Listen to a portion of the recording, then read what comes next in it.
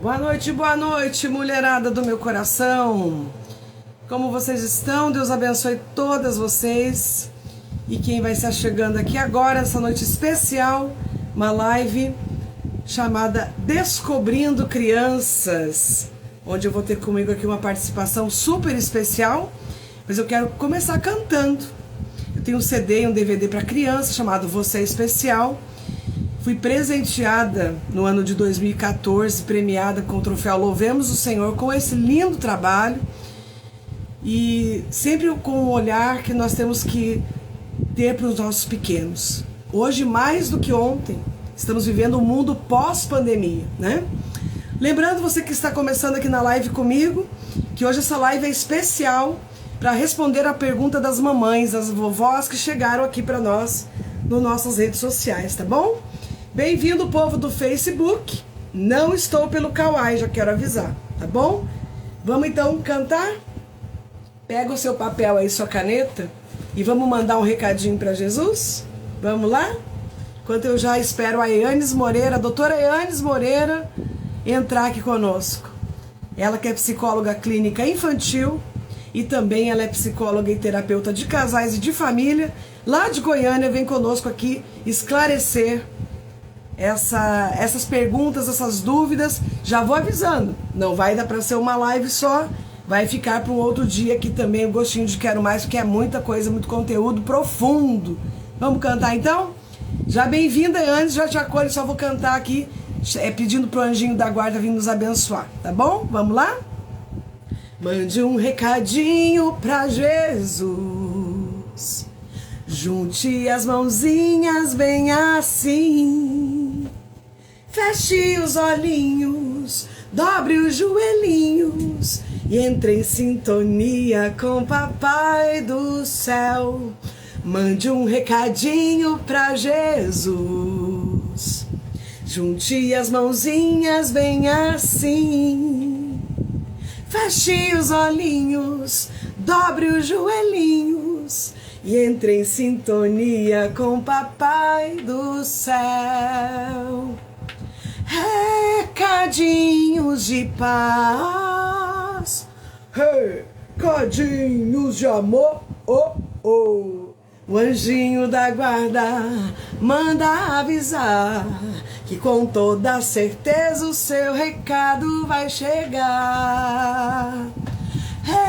Recadinhos de paz, recadinhos de amor, oh, oh. O anjinho da guarda manda avisar que com toda certeza o seu recado vai chegar. Senhor, põe teus anjos aqui, Senhor, põe teus anjos aqui, com a espada desembainhada, Senhor, põe teus anjos aqui.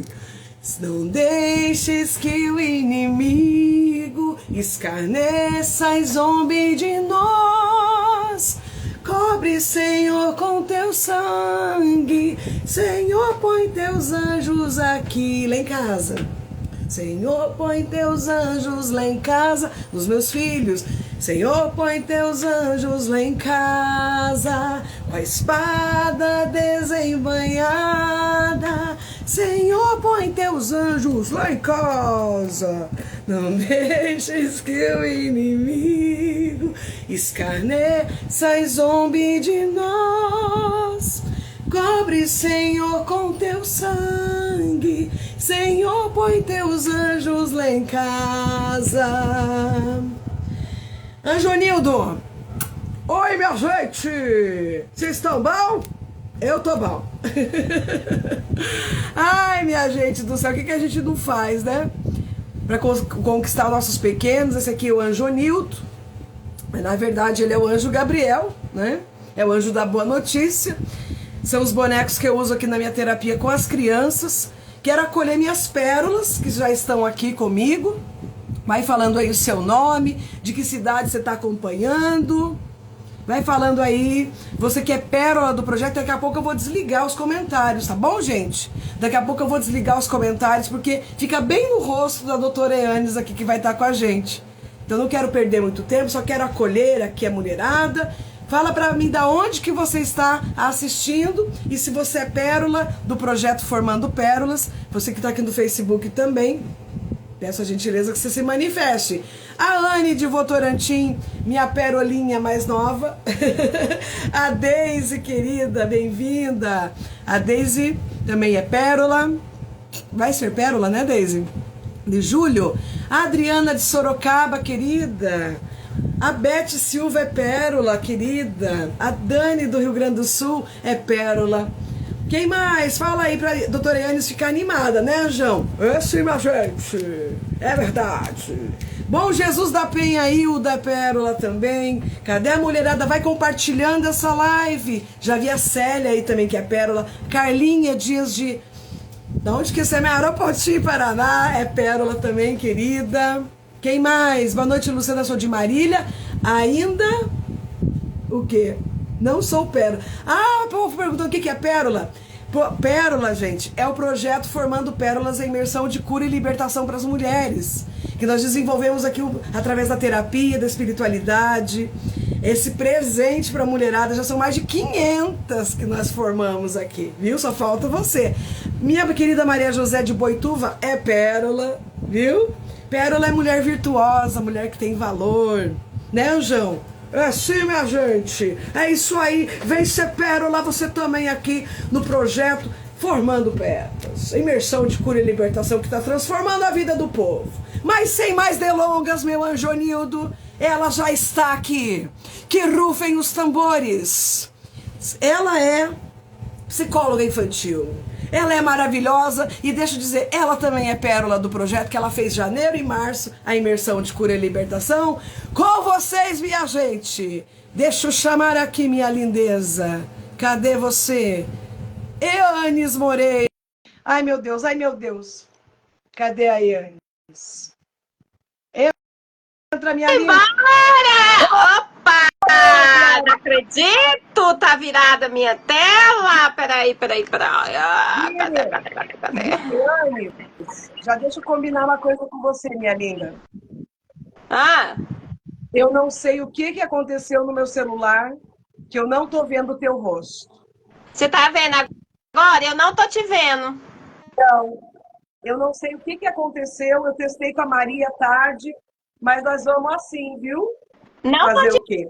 te vendo. Nem eu te vendo. O povo tá vendo? Tá vendo o compartilhamento de tela? O que vocês estão vendo aí, minha gente? Tá cortando cabeça, não tá? Vou colocar o fone, peraí. Luciana, eu entrei aqui no outro Instagram, tá vendo? Tá? Tá bom. Deixa eu só colocar o fone, espera aí, que senão eu vou ficar gritando. Boa noite, meu povo, tudo bem? Quantas pérolas por aqui, hein? Que honra! Eu também sou pérola. Então vamos. Me conta aí como vamos. foi para você a experiência de ser pérola na imersão. Nós temos 8 psicólogas aqui no projeto. E a Eanes, graças à minha amiga Maria Soldati, beijo, minha linda, que foi que nos aproximou, né, querida? Porque a Maria, ela que nos apresentou. Como que foi para você participar da imersão, né, módulo 1 e 2? O que você achou? Me conta. Foi ótimo, eu tava precisando, assim, me conectar mais, sabe? Tava precisando ter essa espiritualidade, eu preciso continuar. Inclusive, eu tô agora estudando os livros das mulheres da Bíblia. Já li Ruth, já reli, né? E agora tô em Judite. Estou empolgadíssima. Reflexo aí do Pérola. Não tinha me atentado a estudar elas, né? Tô coisa. É o que a gente faz aqui.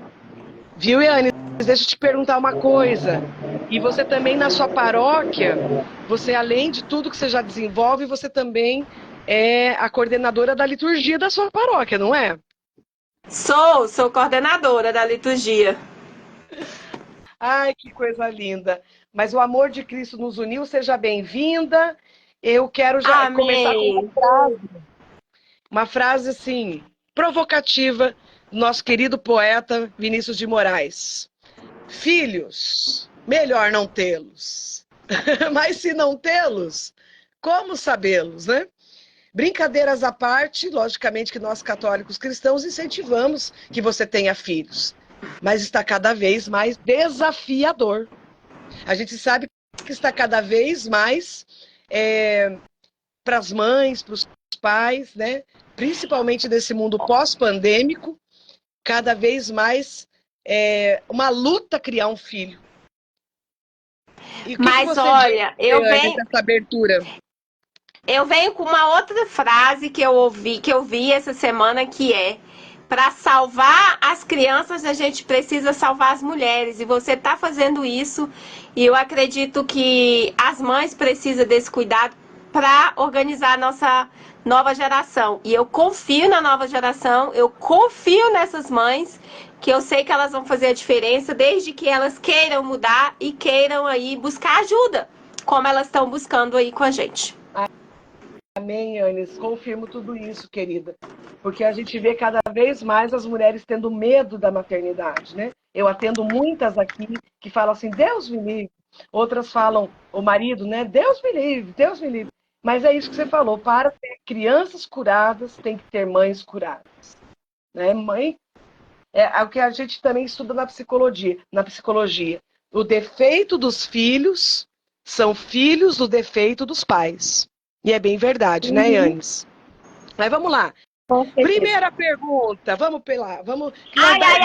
Eu rompo os tambores, porque tem pergunta demais. Jesus! Simbora! Gente, nós vamos ter que depois fazer uma sala privada. Tem coisa aqui para sessão de terapia de 2 meses, no mínimo. Então a gente já vai deixar claro aqui no início da live, como eu combinei com a Yanis, nós vamos deixar claro o seguinte aqui, que a gente vai responder de maneira superficial. Né? Não tem como a gente responder de forma profunda. As questões aqui são muito desafiadoras, tá bom? Desativei os comentários para não ficar no rosto da Yanis. Primeira pergunta, Yanis. Vem cá, Anjão, me ajudar. A primeira pergunta é sobre o TDAH e as crianças, pois o meu filho tem 12 anos e só faz lição de casa e estuda se tiver alguém junto. Não faz lição sozinho. Entrando na pré-adolescência, o que você diz, doutora Yanis Moreira, descobrindo crianças, conosco diretamente de Goiânia? Olha, antes de responder sobre a questão do transtorno, eu quero deixar claro que a tarefa de casa é um momento de você estar com seu filho, de você estar presente com seu filho, independente de que ele tenha, ele precisa desse momento. Ah, mas a educação mudou, eu não sei, eu não aprendi isso. As tarefas de casa, elas não chegam até você sem a criança ter aprendido lá na escola.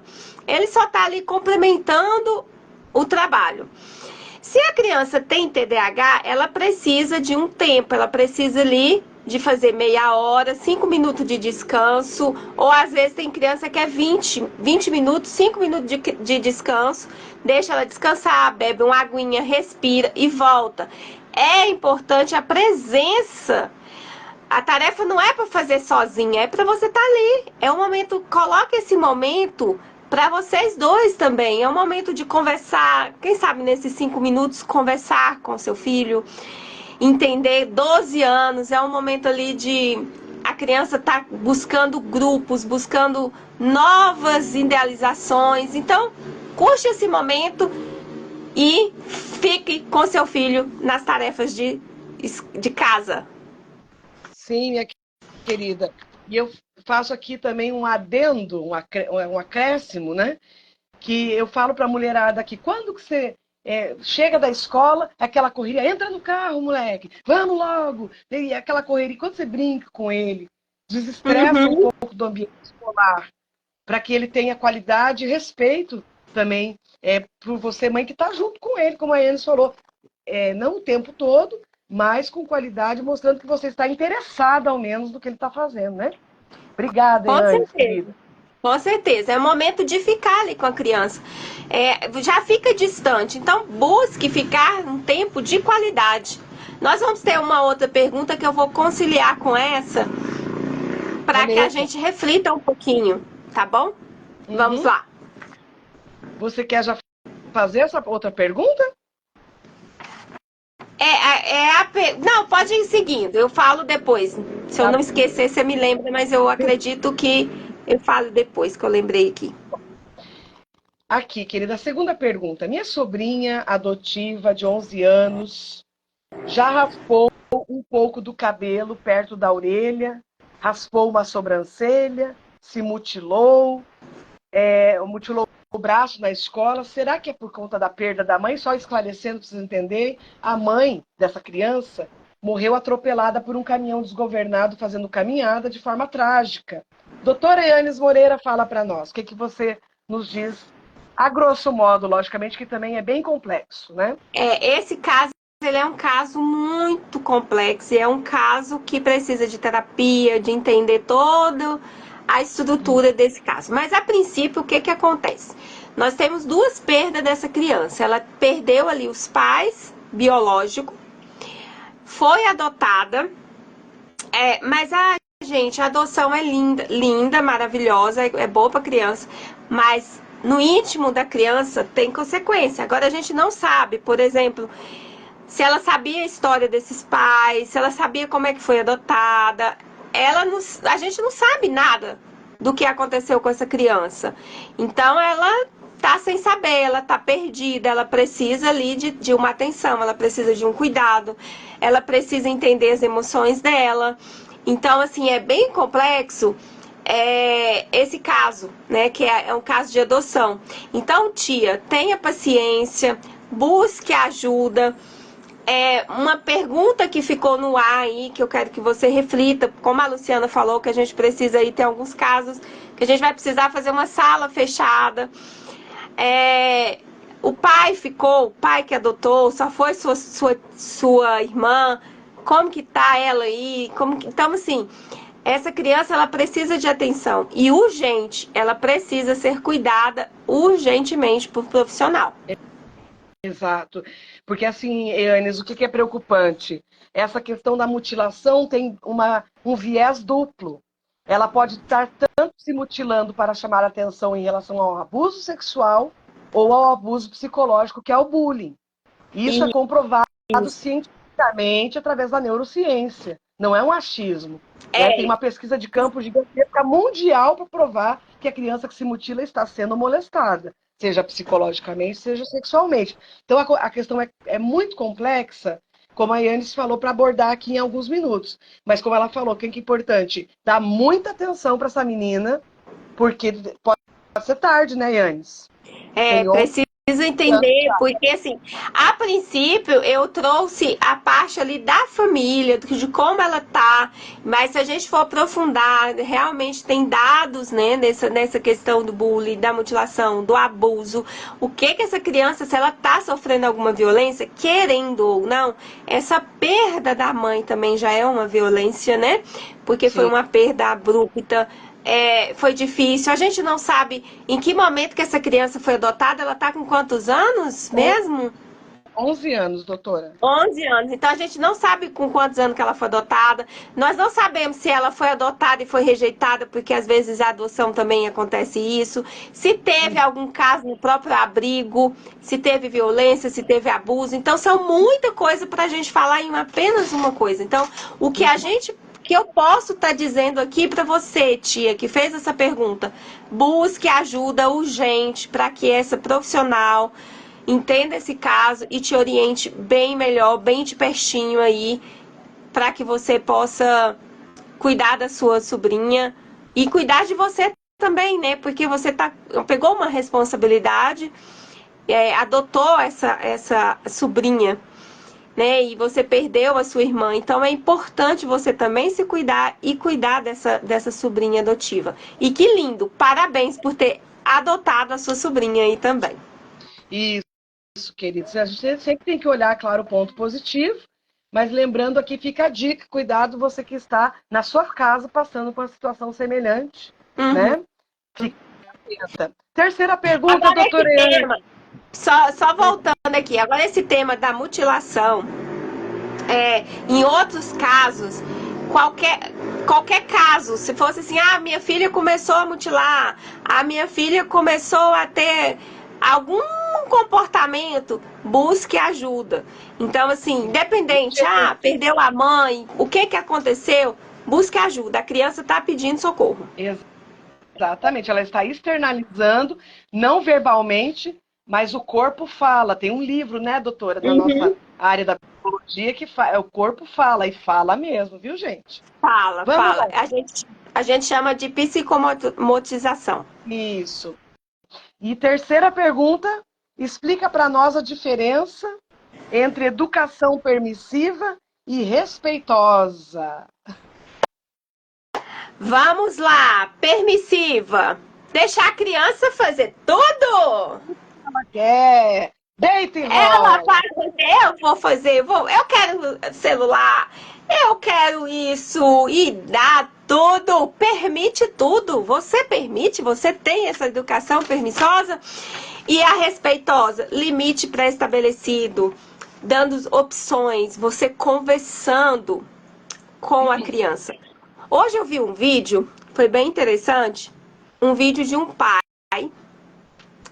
na mesa, né, o pai, a mãe e a criança com o celular, uma menina mais ou menos de 12 anos, e a mãe falou, almoçar, eu não quero almoçar não, e com o celular, eu não quero almoçar. Até então, o que a gente reflete nesse vídeo? A mãe permitiu ela ficar no celular, deixou ela fazer o que ela queria. E aí chegou o pai, que aí, com a permissão demais da mãe, ele teve que ser mais forte, mais duro nesse caso, porque ele, não, você vai respeitar sua mãe, pegou o celular, jogou o celular fora e falou, e esse celular é dinheiro meu e da sua mãe, então você vai pro quarto, vai refletir, porque você não vai comer nada agora. Ou seja, para você não chegar ao extremo, não permita demais. Ai, Anis, mas eu não tive essa educação, eu fui tão negada. Gente, a negação, o não é importante para a criança. Meu pai sempre dizia, o mundo diz não. Se você não diz não para sua criança, lá fora vai dizer, alguém, se ela for pegar uma coisa, qualquer coisa, não pega. Aí ela vai assustar, vai começar a chorar, vai ficar sem entender, ou às vezes reagir de outra forma. Então, é importante dizer não, e não é amor, gente. Não é simbologia de amar. A criança não pode receber todo momento sim. Então, respeita ali, conversa com a criança, dá opções para ela, mas não faça barganha. É diferente de dar opções e barganha. Faz isso que eu vou dar isso. Não. Você tem opção. Você quer sair com a sua coleguinha ou você quer ganhar um presente aqui, no sentido de que você está querendo isso. O que você quer? Mas é trocar com um objetivo. Não fazer barganha. Tenha cuidado nisso aí. Exato, Yannis, porque assim, a gente tem que explicar que essa criança, ela vai crescer e lá na frente vai ser aquele princeso, aquela princesa que vai morar com papai e mamãe com 40 anos de idade. Então você tem que olhar sempre o reflexo lá na frente de uma pessoa que vai ser uma pessoa fraca em tudo que ela fizer. Uhum. Começa uma faculdade e não termina. Ai, não tem problema, faz o que você quiser. Senão, e como dizia minha mãe, né? Um ditado que eu não sei de onde que vem, é de pequenino que se torce o pepino, não é assim? Então você tem que ensinar. A permissividade faz com que a pessoa fique fraca, com que a pessoa fique sempre dependendo de escolhas erradas, inclusive para se estabelecer na vida, né? Então, regras, limites e não faz parte da educação. A infância, ela é um período muito importante, um período rápido, mas que a gente que traz toda a consequência na sua vida adulta, na sua vida de idoso ali, teste tudo. Então é importante respeitar o seu limite enquanto mãe, enquanto pai, e respeitar o limite da criança. Por isso, educação respeitosa. Permitir demais, dengar demais, não é bom para essa criança. Não é bom para a vida dela enquanto infância, enquanto a sua infância, enquanto adulto. Então vamos cuidar nesse sentido. E a pergunta número 4 é como ajudar o seu filho a ter autonomia? Dando autonomia. Dando autonomia para essa criança. Porque que acontece? Eu fiquei bem reflexiva nessa pergunta e o que traz ali no questão do respeito, né, da criança, mas é assim, a autonomia para a criança. Como que é a autonomia da criança? Às vezes a gente fala assim, do 0 a 2 anos, a criança não sabe de nada, a criança não consegue pensar em nada, ela sabe, ela tá ali desenvolvendo, ela tem uns marcos do desenvolvimento, engatear, andar, falar, pedir as coisas, então ela tem todo um marco para desenvolver ali.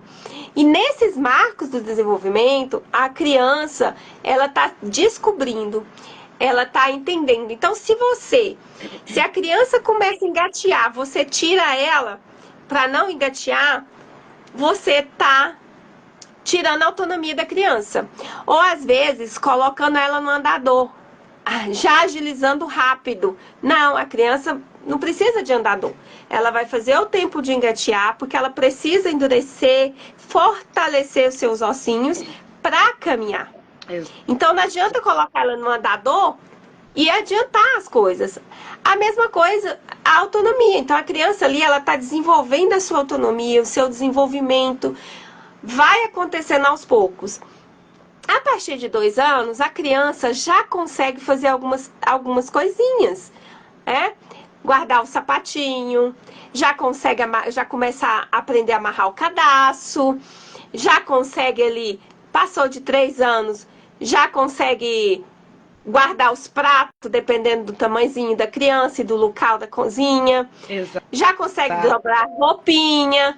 E aquilo ali é desenvolvimento da coordenação motora. 4 anos, já vai conseguindo varrer a casa, já vai conseguindo fazer umas tarefinhas. Isso. Aí a criança vai descobrindo e vai desenvolvendo a sua autonomia. Antes o meu filho tem 12 anos, não sabe dizer, não desenvolveu nada, ele não faz nada em casa. Vamos fazer, colocar por dia a tarefinha, fazer uma rotina para essa criança. E é importante que a criança participe, faça as atividades em casa. Guarde os seus brinquedos, arruma a cama, deixa a cama arrumada. E às vezes o que acontece? Quando a criança está aprendendo... Oi? Desculpa, né? Me veio uma coisa aqui agora. Ajuda a mamãe a lavar essa louça? Ajuda a mamãe a lavar essa alface? Isso! Muito importante. A gente até tem os textos no blog da nossa nutricionista, falando sobre isso. Algumas atividades que é possível fazer na cozinha com a criança. É importante a gente entender o que essa criança é capaz de fazer. Dá para ela lavar uma alface, dá para fazer, dependendo, se for uma faca sem ponta, dá para ela cortar a verdurinha ali, tem como. Então tem muitas atividades que é possível da criança fazer e ela ter autonomia. Ali ela vai buscar o que ela dá conta de fazer. Porque se tudo que ela vai fazer, ela vai pegar um copo. Não, deixa eu pegar o copo. Não precisa. Aí todo mundo... Ela não vai ter autonomia. Então ela precisa... Você precisa, enquanto pai, mãe, responsável, deixar essa criança fazer.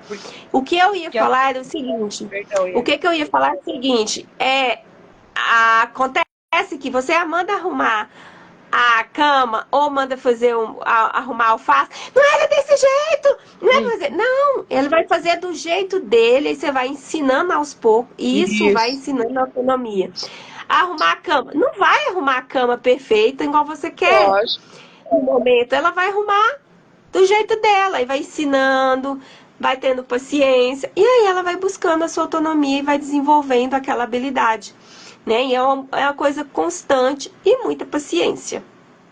Sim, Anne, porque, assim, mais uma coisa que eu queria colocar em relação um episódio que acontece que a mãe tem que tomar banho até que idade com o filho? Não tem que tomar banho com o filho. Pai e mãe não tomam banho com o filho. Ai, mas você lava, ensina o seu filho a se lavar. Mãe e pai não entram em chuveiro sem roupa com filho, com filha. Porque desperta, sim, a malícia, a sexualidade fora da época. Eles não têm necessidade de descobrir que a mãe tem pelo em tal lugar, tem peito, tem isso, tem aquilo, que o pai, isso aqui, não pode. Ai, mas é mais prático, querida, muda. Vai ensinando, coloca uma banheira, enche de água, não tem que entrar no chuveiro com filho, com filha. A autonomia vai se dando, você ensinando ele a fazer. Não você fazendo para ele, como a doutora falou, né? Isso. E a questão até desse tema, né?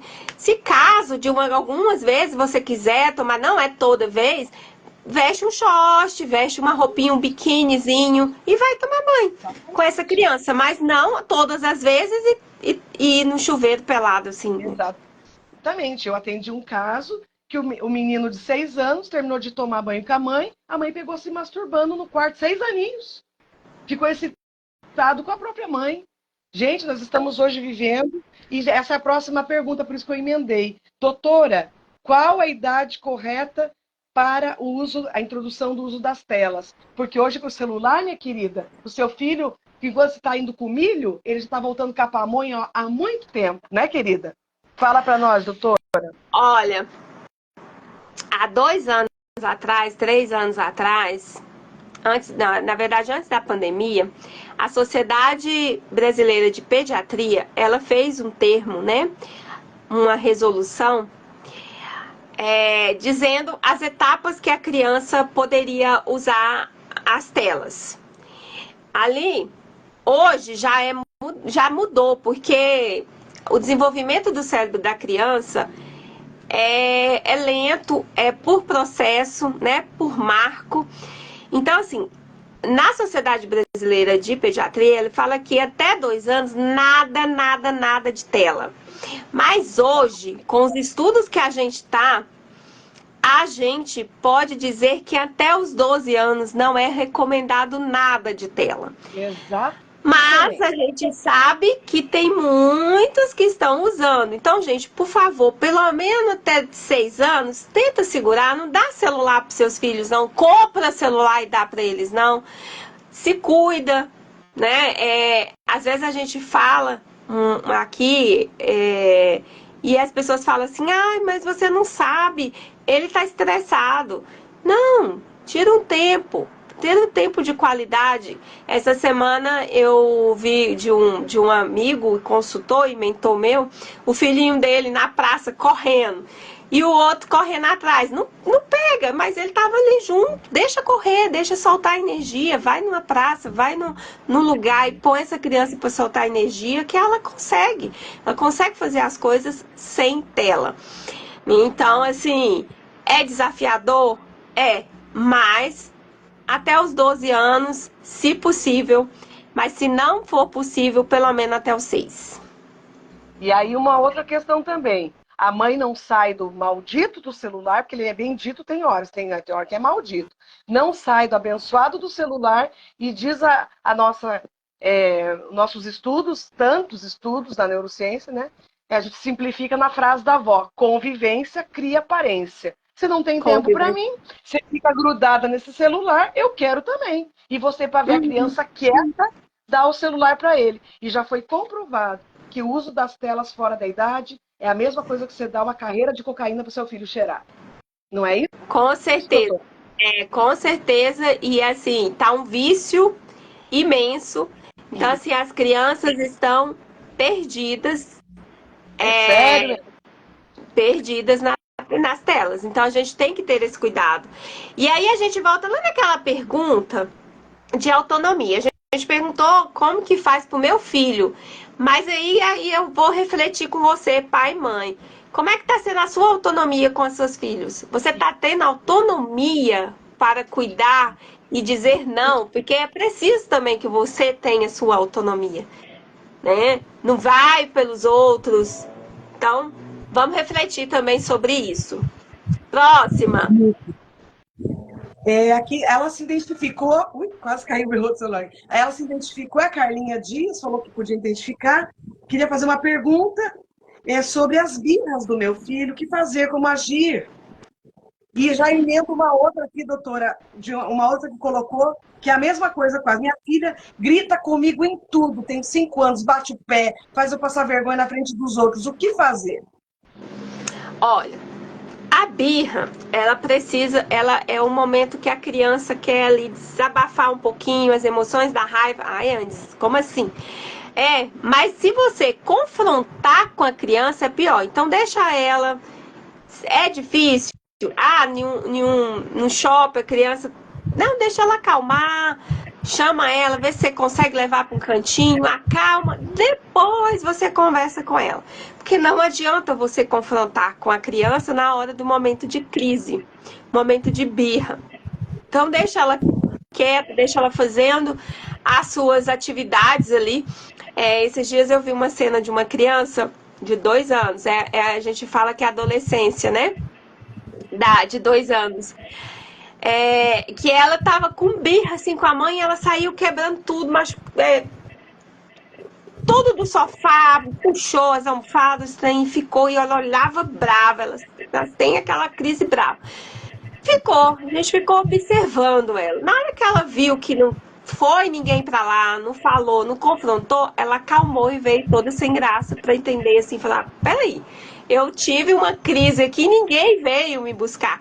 Aí às vezes você fala, nossa, mas tadinha dela, que dó. Não, ela vai entender que aquilo ali não é para chamar atenção, que se ela fazer aquilo ali, ela não vai chamar a atenção da mãe, ela não vai chamar a atenção de ninguém, vai ser feio para ela. E a criança entende. 2 anos, 3 anos, 4 anos, 5 anos, entende. Essa questão aí da criança de 5 anos, que ela birra, você tá sendo permissiva.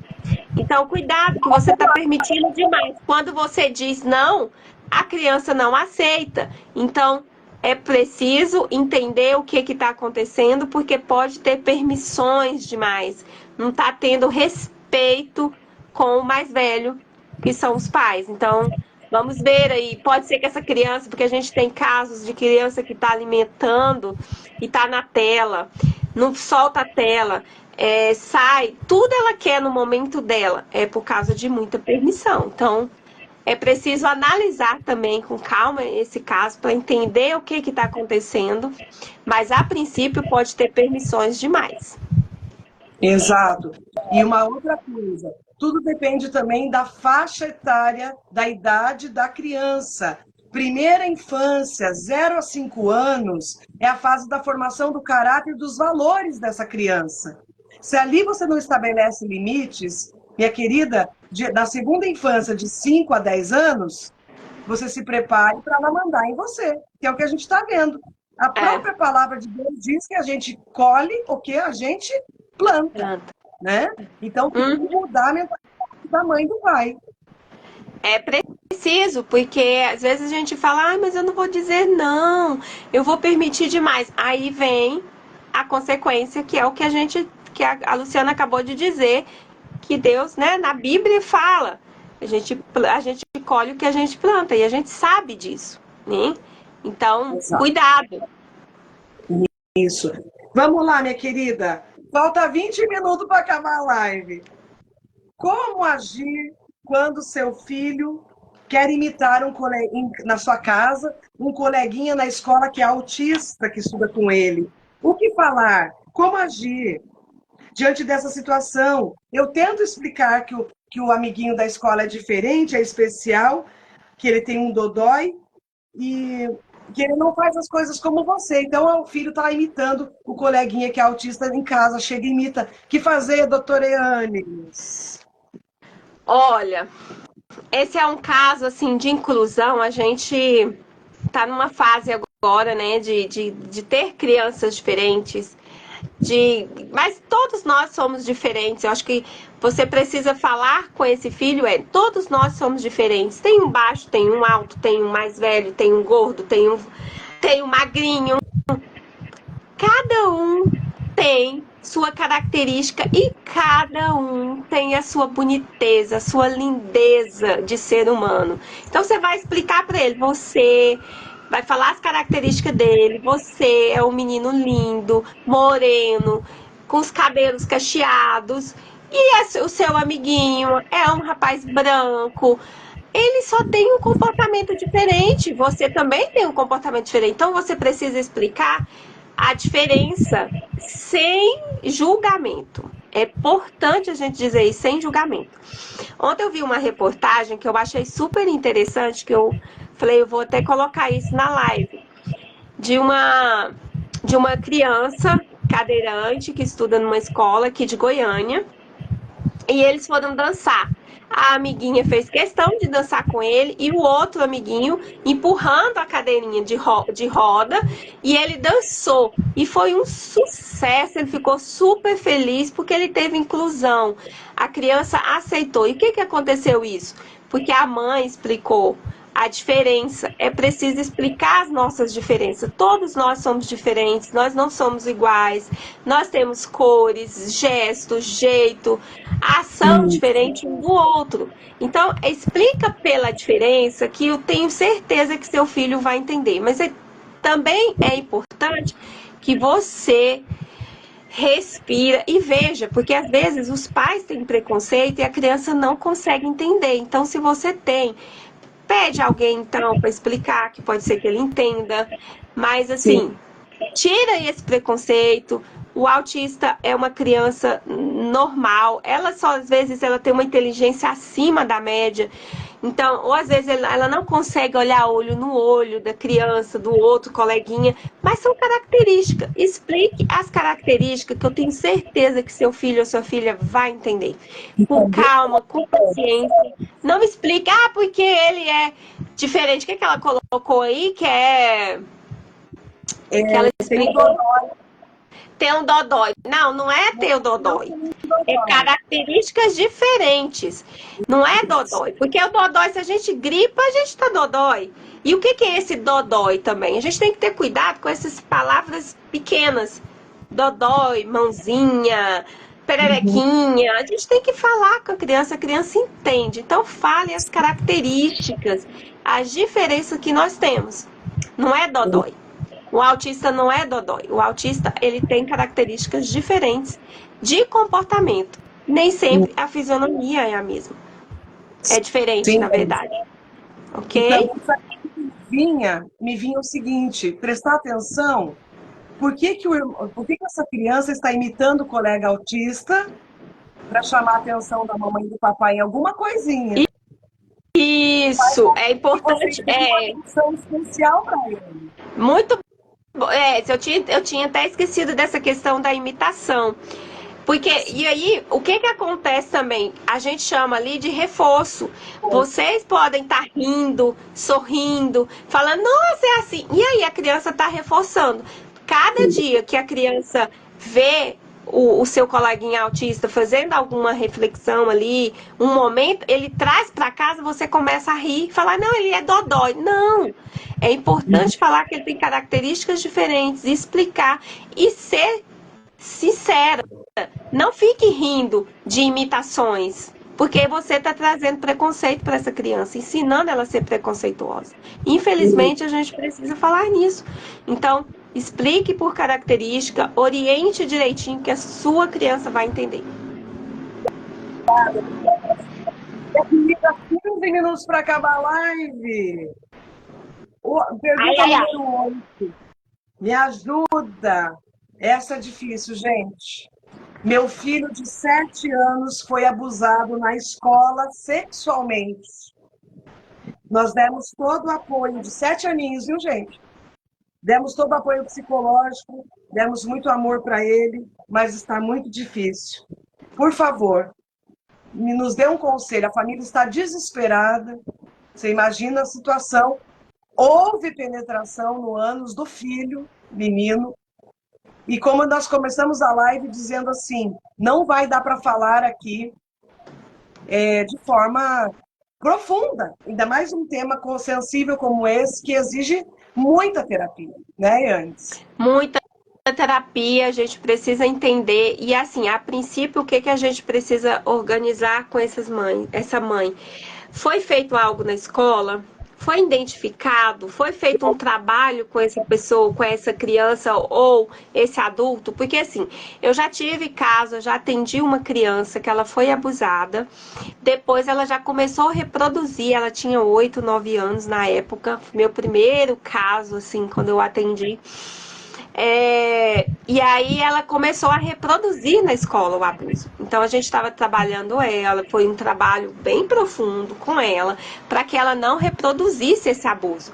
Então se a gente tem que entender ali se foi uma criança ou se foi um adulto e o que que essa escola fez, porque é importante ver isso. E também se... Oi? O inspetor da escola. Nossa. Aí, pois é, mesmo assim entra a questão, o que que essa escola fez? Retirou essa pessoa, os pais mudou essa criança, é importante mudar essa criança de escola e fazer o tratamento com essa criança, fazer a terapia, orientar essa criança.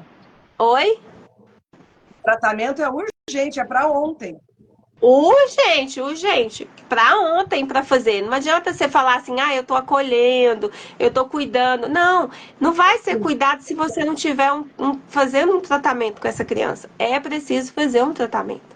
Exatamente. Ali, com psicoterapia, a psicóloga vai entender primeiro, porque se for o caso, se essa criança está com muito trauma, talvez ela vai precisar tomar uma medicação, encaminhar para um psiquiatra, um neuropsiquiatra infantil, para que ela passe por uma avaliação e tenha um período ali de medicação, de repente. Então, precisa cuidar dessa criança urgente.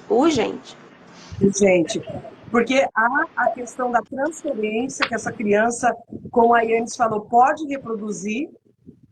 O Conselho Mundial de Psicologia hoje não permite a gente falar isso, mas eu vou colocar aqui um parênteses. Muitos dos abusadores estão desde a infância repetindo o comportamento do seu abusador. Isso é um fato.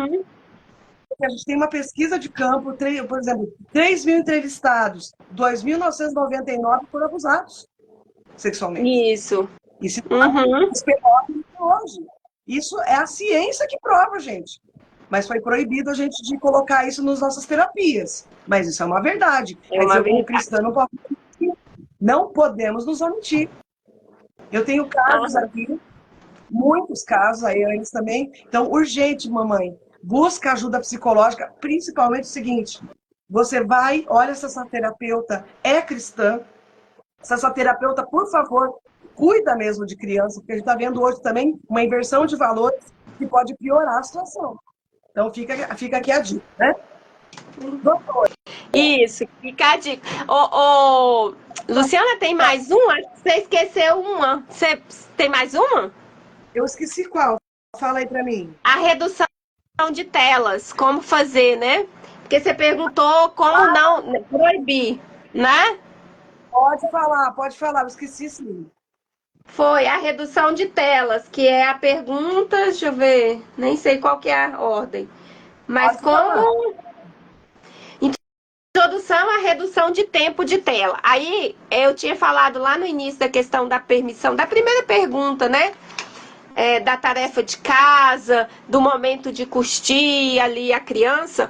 Então, como que a gente faz uma redução de tempo de tela? Rotina da criança. Se a criança estuda de manhã, faz o momento do café da manhã, acordar mais cedo, tomar café, tomar banho, ir para a escola.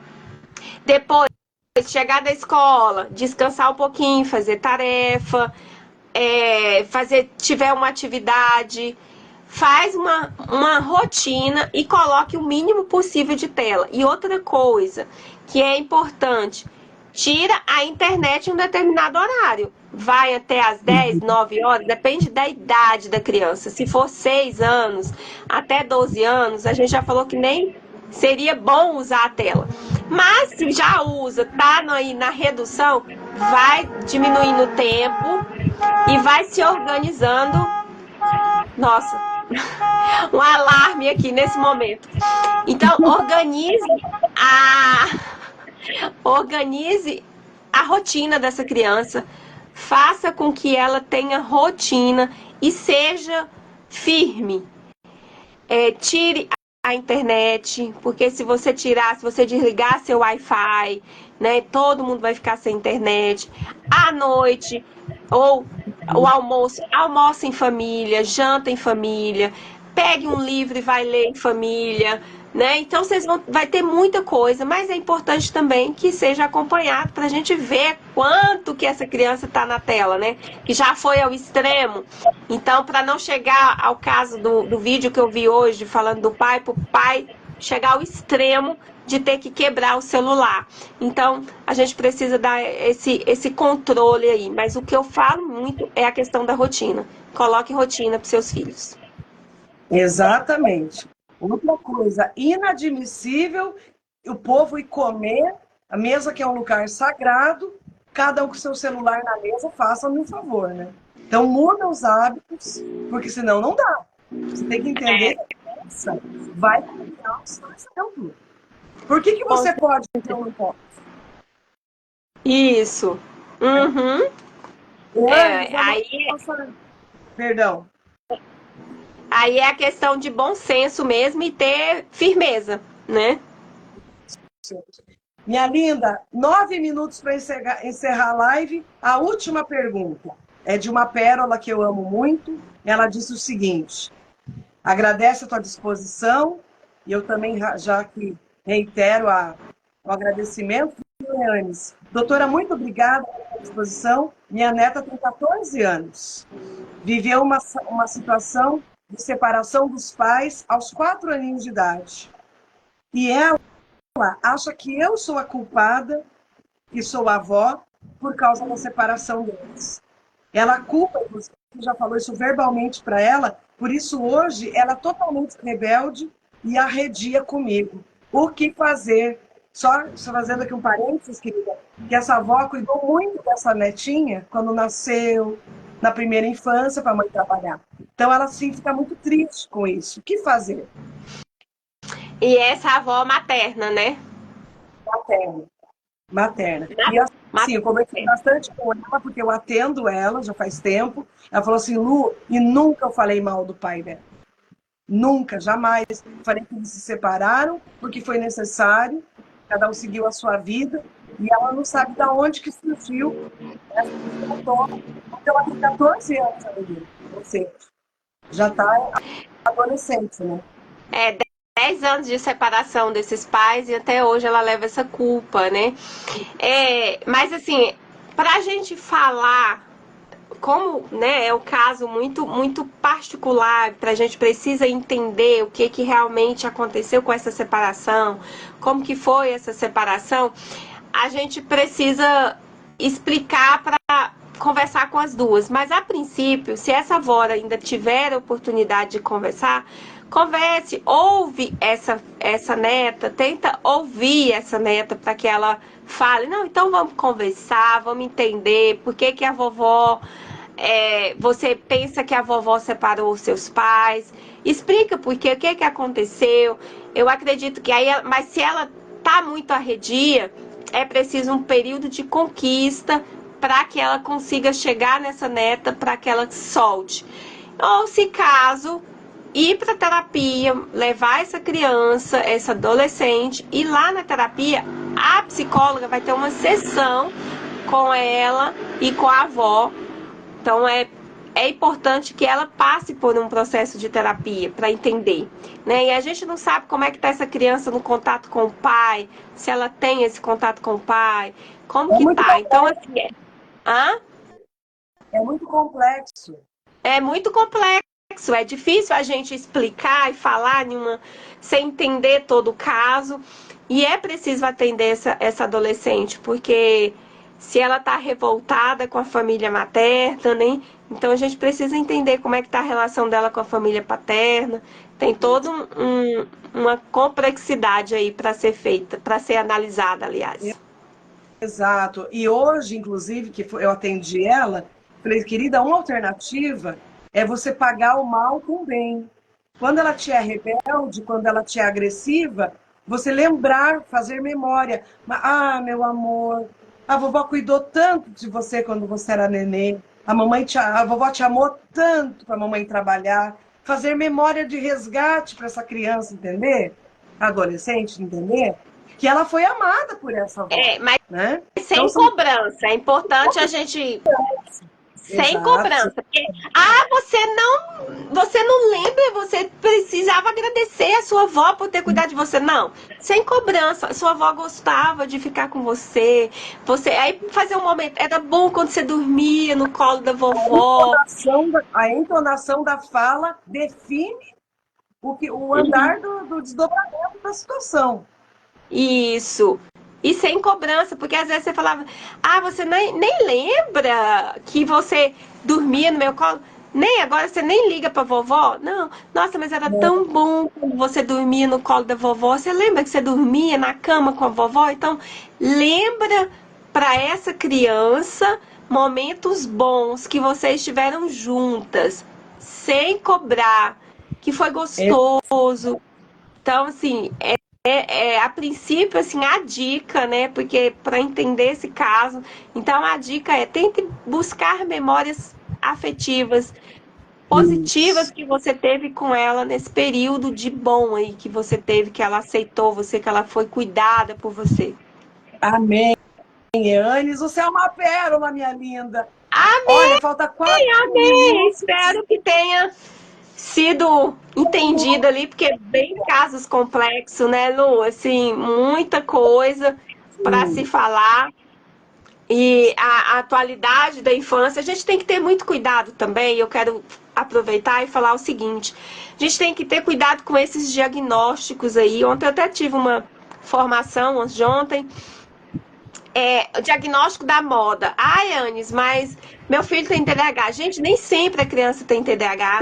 É reflexo de tela que a gente tem resposta. Nem sempre a criança tem autismo, é reflexo de tela. Então tem que ter muito cuidado com esses diagnósticos de momento. Com certeza. Obrigada. Olha, falta 3 minutinhos para a live acabar. Com certeza vai ser a primeira de muitas. Segue a Eanes, @Eanes Moreira, né? Valeu muito, Eanes, muito obrigada. Tem muito mais pergunta aqui, mas não vai dar para a gente continuar. Eu quero agradecer, que Deus te proteja, te abençoe, te faça uma mulher virtuosa. Muito mais. Amém. Mas antes de fechar, a gente tem que falar aqui, a Maria, uau, você tem que fazer mais conteúdo assim. Isso tá aqui. Maria, agora abri os comentários. Obrigada, gente. Agora vai aqui. Obrigada, Érica, foi um prazer. Ressonâncias de Carla, muito prazer, obrigada. Deus abençoe a Carla é uma psicóloga, amiga minha. Obrigada, Carla, tá aqui com a gente. Ela estava aqui, brigadão. Isso, a Maria já marcou isso. Foi uma alegria, viu, Eanes? Porque a gente compartilha conteúdo, compartilha experiências e ajuda as mulheres. Com certeza. Ninguém é bom sozinho. Me marca aí, Lu, que aí eu vou compartilhar aqui. Eu acredito que você vai aparecer, né, depois, porque ficou escuro aqui pra mim. Aparece sim. A live demora um pouquinho para subir. Lembrando que depois ela vai estar no meu canal do YouTube, Luciana Vasconcelos 8163. Essa live todinha na íntegra vai estar no meu canal do YouTube. Essa riqueza, né? Aqui a minha querida Cleide, gostei muito mesmo, pegando só o final, sou pedagoga, e este assunto é muito importante. Então fica aqui o gostinho de quero mais, para parte 2. Quem sabe eu no Instagram da Eanes também, né? A gente faz essa troca gostosa aí, tá bom? Tá. Por mais lives Joia. assim. Te amo. Um beijo. Amo, minha irmã. Obrigada. Beijo. Amém. Tchau, tchau. Tchau, gente. Obrigada. Ó, o Anjão beijo. Aqui dando tchau. Beijo, beijo. Beijo, beijo. Deus abençoe. Amanhã não teremos café com pão, porque eu vou ter que ir para Angra dos Reis, já vou avisando aqui, tá bom? Vou sair daqui 5 da manhã, tá bom? Beijo, beijo, beijo. Obrigada a todos. Muita gente, muita gente. Deus abençoe. Vai cair a live. Tchau, tchau. Recadinhos de amor. Oh, oh. O anjinho da guarda manda avisar que com toda certeza o seu recado vai chegar. Tchau, gente. Recadinhos de paz. Tchau. Recadinhos de amor. Oh, oh.